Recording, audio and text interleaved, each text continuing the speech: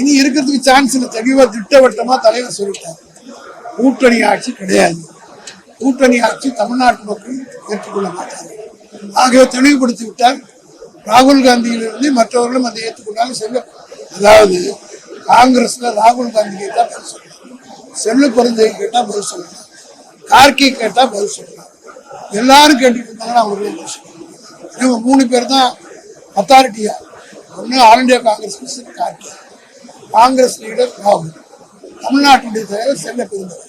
இந்த 3 பேர் கேட்டாங்கன்னா அது பதில் சொல்லலாம். நாங்க விஜய் ஒரு பொருட்டாவே கிடைக்கல. அப்படி நாங்க என்ன அவர் பேசுறது அவர் நாங்க எங்களுக்கு வேலைகள் நாங்க ஜனங்களை நம்பி போறோம். ஜனங்க எங்க பின்னாடி இருக்காங்க. எல்லா தமிழ்நாட்டு பெண்களும் எங்க கிட்ட இருக்கிறாங்க. அதனால அவங்க விஷயத்துல நாங்க போய் கொண்டு வரல. அவர் பேசுறாரு, இவர் பேசுறாரு, இந்த கச்சேரிக்கெல்லாம் நாங்க போய் மாட்டோம். கேட்டால் பதில் சொல்லுவோம், செல்ல பிறந்தை கேட்டால் பதில் சொல்லுவோம், சொல்லுவோம்.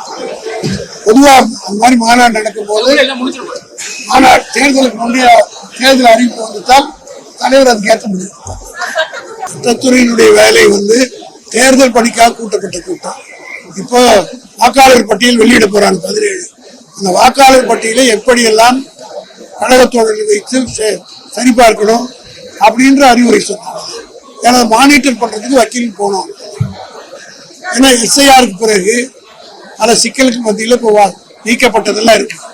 ஆகையினால் வாக்காளர் பட்டியல் வெளியிடப்பட்ட பிறகு எவ்வாறு கழக பணியாற்றிட வேண்டும் என்பதற்காக சட்ட ரீதியான ஆலோசனை தருவதற்குரிய ஆலோசனை கூட்டம் இன்னைக்கு.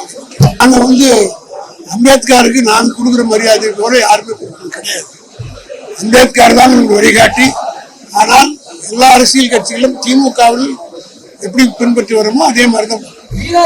நீங்க அதெல்லாம் புரிஞ்சுக்கணும். நிதிஷ்குமாருக்கு கொடுத்தது மோடி எத்தனை ஆயிரம் கோடி கொடுத்தாரு எலெக்ஷன் முன்னாடி. நீ கேட்டீங்களா? கேட்கிறேன்.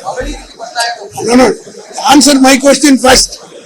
சென்ட்ரல் கவர்மெண்ட் ஸ்பெஷல் கிராண்ட் சொல்லிட்டு அந்த அவர் தான் இந்த பணத்தை வச்சுதான் கொடுத்தாங்க. எங்களுக்கு அவர் கொடுக்கவில்லை. எங்களுக்கு கொடுக்கறதுக்கு தடை செய்ய அவர் கட்சியை சார்ந்த வக்கீல் உபாத்தியாயா சுப்ரீம் கோர்ட்ல கேஸே போட்டு. முன்னோர் காலத்துல இருந்து சில்வர்ல பொங்கல் சீர் கொடுக்கறது வழக்கம் தாங்க. ஏன்னா சில்வருக்கு பியூரிட்டி, லாக்ஜிவிட்டி மட்டும் இல்ல, சில்வருக்கு ஒரு லட்சுமி கடாட்சமும் இருக்கு.